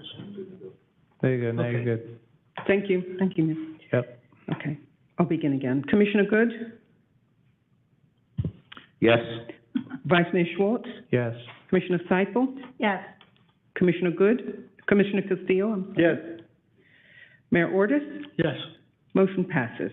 All right, we're on item now, on item, I think we need the 20. motion as amended, no? no. No, it was a It substitute was motion, reconsidered, wasn't and it? it covered the same subject matter. Okay, so item 21, City Attorney, or item B and C are to be pulled. Mayor, if you will, and Commission, that was a poll by Commissioner Good, and he would need to read into the record the item 21 with A, B, and C as provided in the agenda. Not A. He did, A, B, and C. I'm sorry, I didn't circle out. Yes, sir. It A, B, was and 21 C. subsections, All right. A, B, and C, the 3 consulting agreements. Commissioner Good, you're up on item 21. Thank you, Mr. Mayor. And if it's, can I read all 3 of them together? Yes. Thank you. Motion to approve the department recommendations for the following items listed on the contract database report. A, Eric Consultants Incorporated, Legislative Consulting Services Renewal. B, Lawrence J. Smith, PA, Legislative Consulting Services renewal. C, Smith, Bryan, and Myers Incorporated, Legislative Consultant Services renewal. Okay, is there a second? Second. Second, Mayor. Okay, second by Commissioner Seipel. Go ahead, Commissioner. Thank you, Mr. Mayor. So I think it's important that we have an opportunity for our legislative consultants to share with the public, you know, the service that they're providing. More particularly, just provide us a report on the prior year on what they've done for the city. You know, the successes that they've done for us, because they're very, very important tools. I hate to say it that way, but when legislative session is in, we need to get a voice into the right places, and these folks do that job. And I think it's important for them to share with us what they did for us last year. Okay, good point. Can we call Tallahassee? They're in session right now. Well, if we can, can we ask if there's a representative from Eric Consultants here tonight? There is one. Eric Consultant. Can they give a report, please? Thank you. Thank you. The other two are obviously up there. Your name and identify your name. Lauren Jackson with Eric Consultants. Mayor and Commissioners, and thank you, Commissioner Good, for that question and the opportunity to speak on this. So for the past year, in terms of appropriations, you know, we advised on the strategy for that. We helped secure sponsors. We worked with Senator Book, Senator Jones, Representatives Bartleman, Robinson, and Woodson to get those filed, get the forms in, get them heard in committee, have them be eligible for the budget, get them into the initial budget, and then work it through the budget conference. We helped to coordinate other members of our lobbying team throughout the budget conference. If there needed to be more pressure in a certain area, you know, we could divide and conquer in certain areas, and then also, you know, one firm could meet with the governor's office at this point, and then we would follow up at another point, and we helped to coordinate that as well. We were almost successful in getting 2 appropriations funded, but we were able to get our biggest priority, which was the $1.2 million for the Howard C. Foreman Center Utilities improvement, and that was fortunately successful through the veto pen as well. So we're excited to come back and to continue working with that, with the roadway improvements, with the similar project, and with our delegation members. In terms of policy, we of course always pay very close attention to all the education packages and charter school packages, but we were also very, very active in terms of city government issues. We work very, very closely with the League of Cities. We're in the trenches with them. Their staff will tell you and vouch for how much time we put in on municipal issues. Of course, a lot of our time is playing defense. This past year, the biggest bills really were SB 280 and SB 620. And actually, Candace and I were among the first lobbyists that really coordinated a meeting with the sponsors to find out their intent, to find out what they were willing to do in terms of changes. Those bills 280 did not pass, fortunately, and SB 620 it passed, but it was fortunately vetoed by the governor. So we were very happy with those outcomes. And then also, you know, sovereign immunity, vacation rentals. I mean, you name it. They're of course. I know our reports are really, really, really long, so it's kind of hard to even see all the things that we were doing. But that's just so much that's going on, and that's why they're so long. But there's, you know, a lot of preemptions in there that you can see that we worked on. And then of course it was an election year as well. So the 2022 general elections and primaries, we traveled the state, meeting with candidates, fostering relationships with candidates for election and re-election, and fostering relationships with incoming leadership. And that's a tremendous benefit to the city as well. When the time arises that we have that access and we have that trust-based relationship already built. And not just outside of our delegation members as well, which we're fortunate to have some really good delegation members that have the respect of other members, you know, from across the aisle. We are currently represented by a super minority, which became even more a super minority in this past election. So that, I think that's a tremendous benefit to our delegation to have that diversity of relationships as well. So I think that's pretty much the highlights from this previous year. And I'm happy to answer any further questions about either what we're doing or what we're looking for, prospectively as well. We're already laying the groundwork for this upcoming session. And of course, we're in a special session right now. That's why Candace is not here today. It actually just wrapped up today, so she was in Tallahassee, and we should be traveling back. And you done? Yes. And she called me and told me that she was there. But what I wanted to say about our lobbyist group is the great, they have the knowledge, and they have like the new speaker came in, and this Senate president, they went, before they were installed, they went to them and they talked about their issues. So they got a great idea of going with them during the legislative session. So I certainly appreciate it, because it's a difficult session, as we all know. Okay, anybody else? All right, the city clerk, call the roll. Mr. Mayor, before you, I thought you were done. I just wanted to for the record, ask if there was any representative here for the Lawrence J. Smith PA Consulting Services? No. Or the Smith, Bryan, and Myers Incorporated? No. Okay, thank you, Mr. Mayor. All right, call the roll, please. Thank you. Commissioner Good? This is all for A, B, and C, correct? A, B, and C together, Yes, Commissioner, thank you. correct. Yes. Commissioner Seifel? Yes. Vice Mayor Schwartz? Yes. Commissioner Castillo? Yes. Mayor Ordus? Yes. Motion passes. All right, city attorney, item 22, please.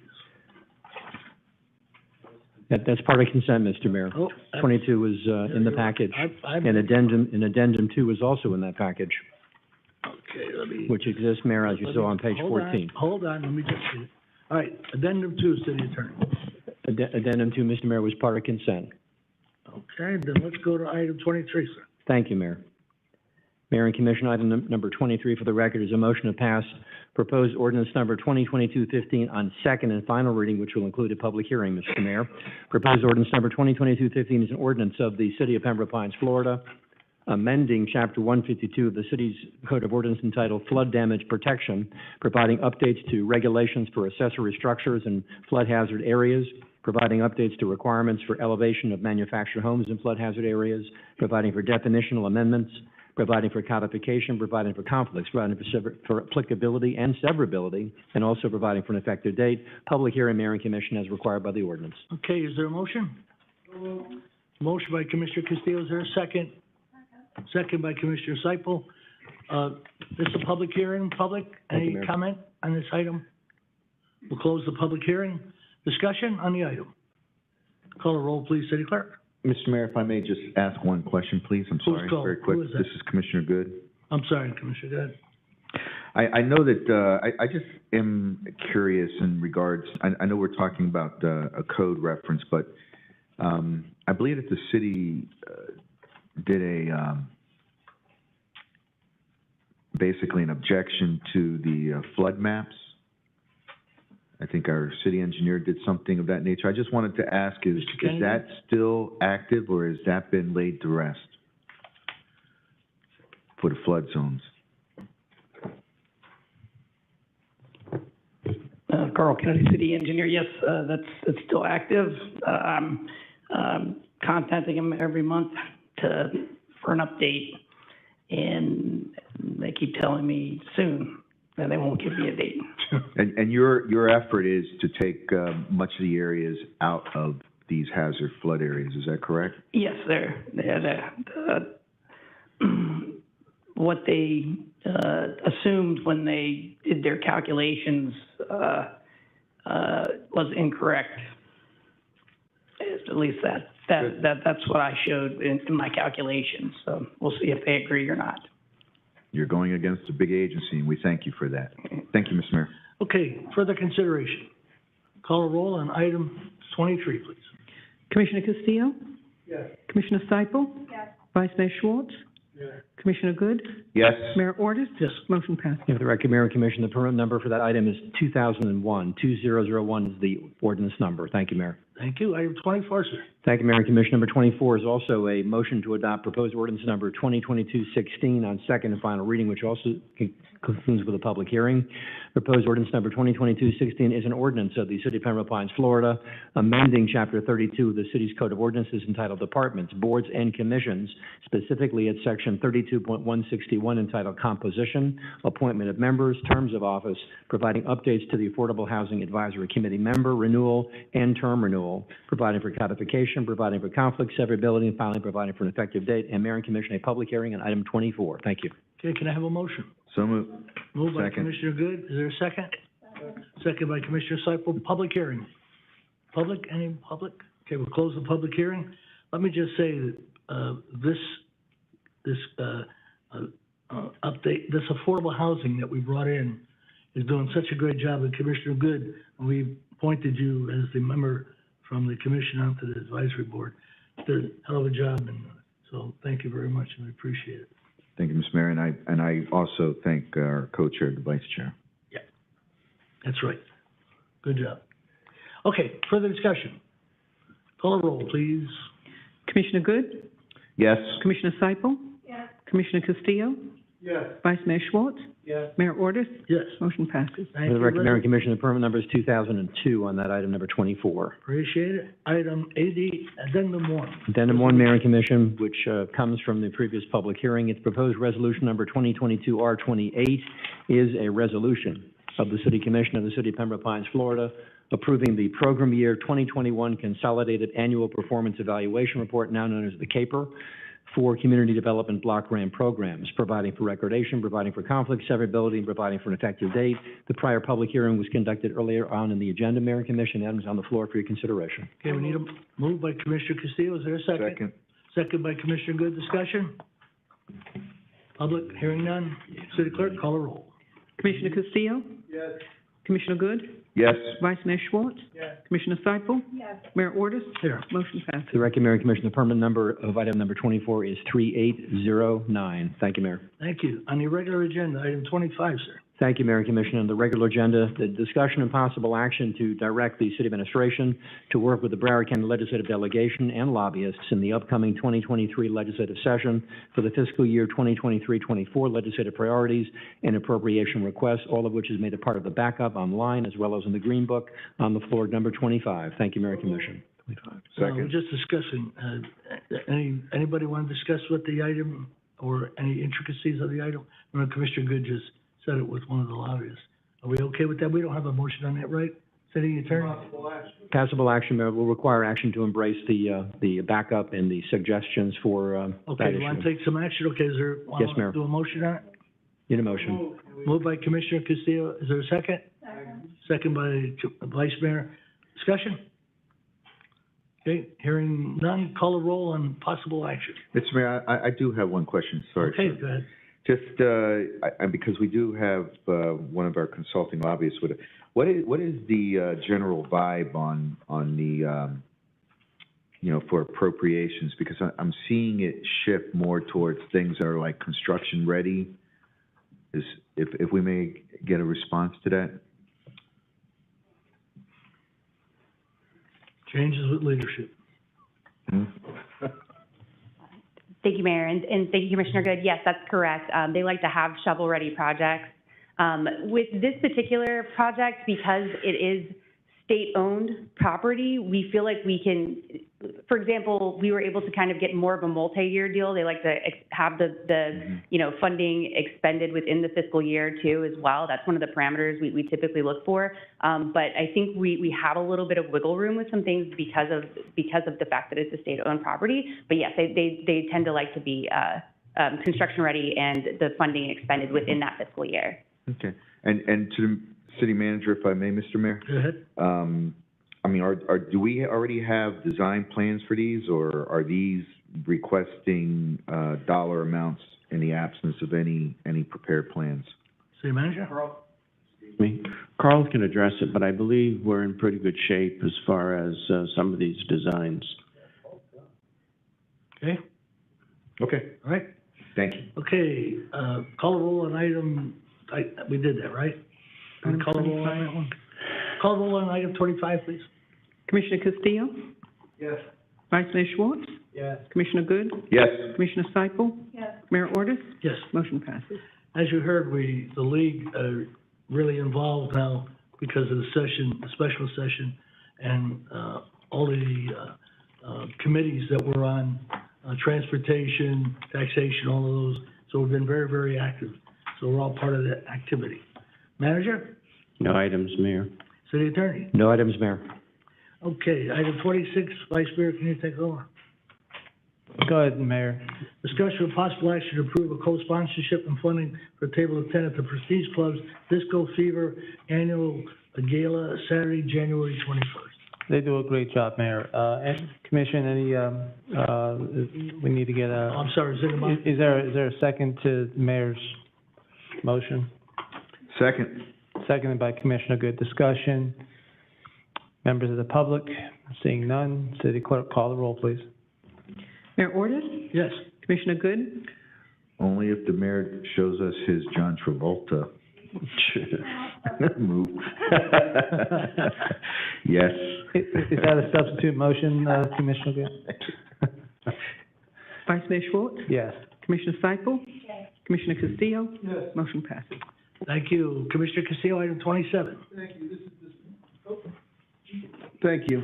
This is discussion and possible action to correct security concerns brought forward by residents at the city-owned YMCA building, including lighting improvements and camera installations. City Clerk, I had asked you to put a copy of the voted item on this that you emailed me from a couple of years ago. Do you have it? City Clerk?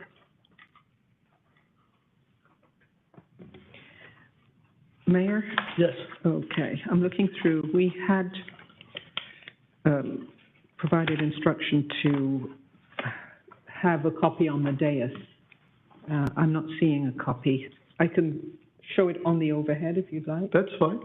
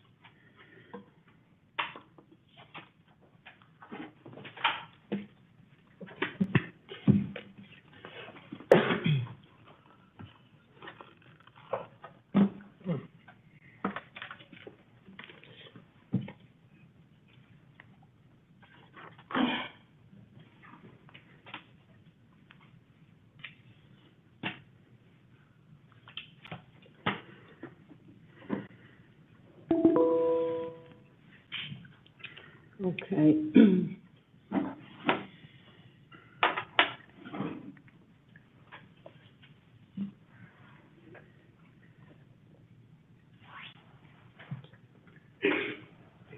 Shitting.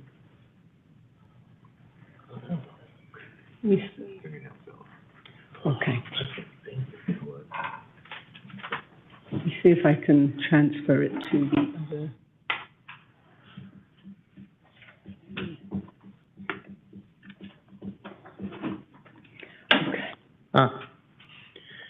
So this shows, thank you very much.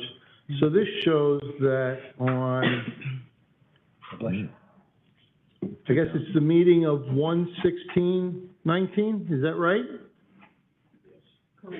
Yes.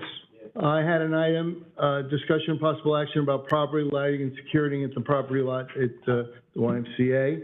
And if you scroll down, please. It says a motion was made by Castillo, seconded by Good, to approve item 20 and to take the necessary steps to provide lighting, signage, and cameras at YMCA, review lighting improvements in other parts of the city.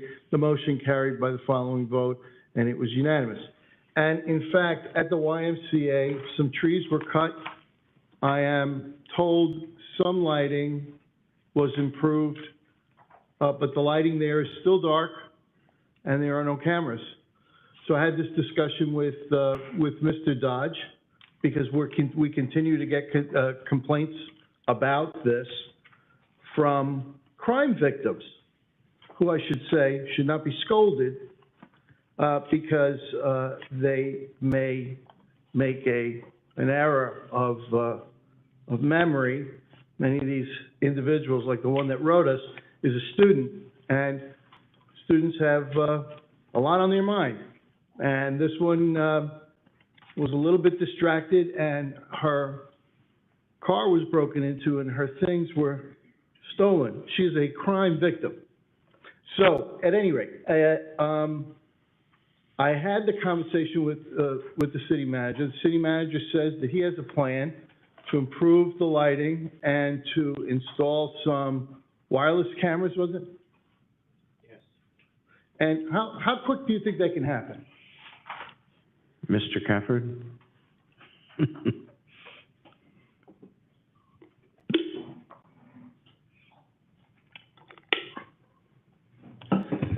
Good evening, Matthew Kemper, the IT director. We've had some issues with supply chains, obviously, across the board. Yeah. So it could technically be 4 weeks to 4 months, but most likely, yeah, I wouldn't know until we actually place the order, but I would say probably around the 8 week. Would you let us all know? I know that we're all concerned about it, and if, as the improvements go in, both the lighting and the, I don't know if the lighting is yours or not, but administration, both the lighting and the cameras as they go, and if you'll keep us posted. Mr. Dodge, do you feel that you need any additional direction, this having already been voted on in 2019, or is this enough? This is enough. Thank you. Vice Mayor? Thank you. Police Chief? Mr. Keffer? Police Chief? Mr. Keffer, you might as well stay here, yeah. Yeah, he looks like he came from the academy. I know, right? Sign him up.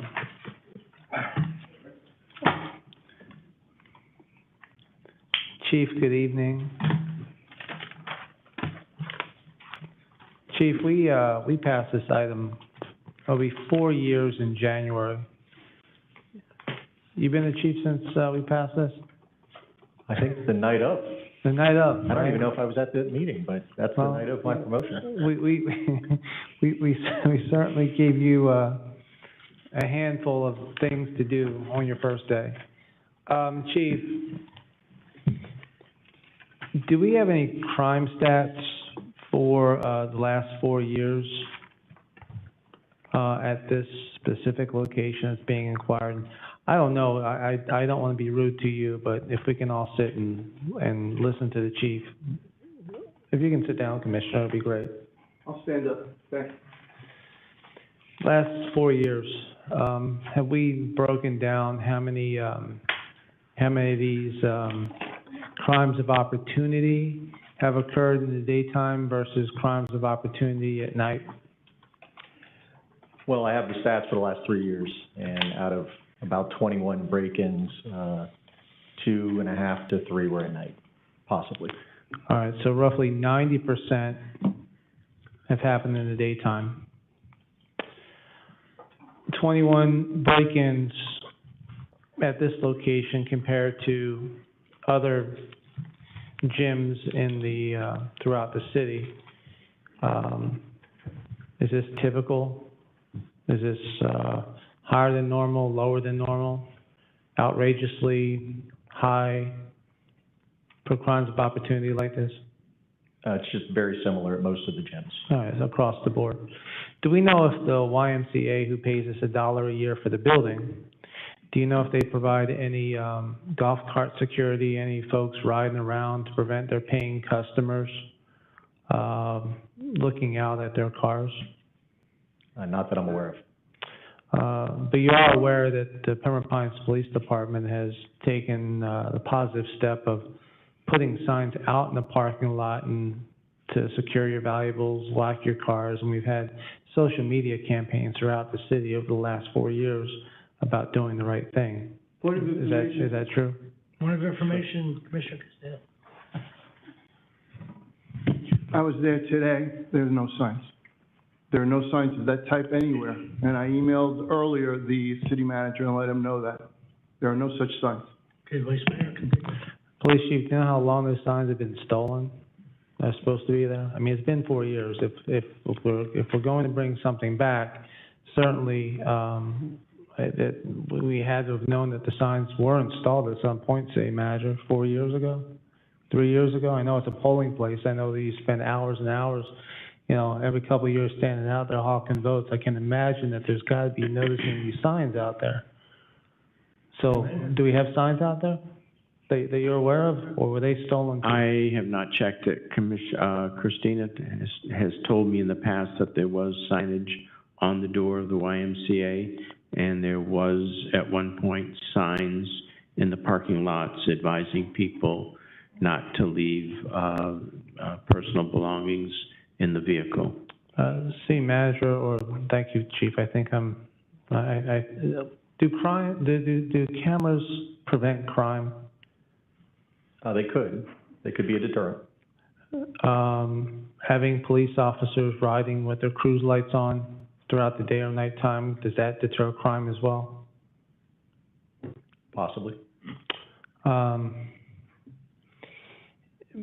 Residents or visitors taking personal responsibility of securing their vehicle, hiding their valuables, and does that also prevent crime? Certainly.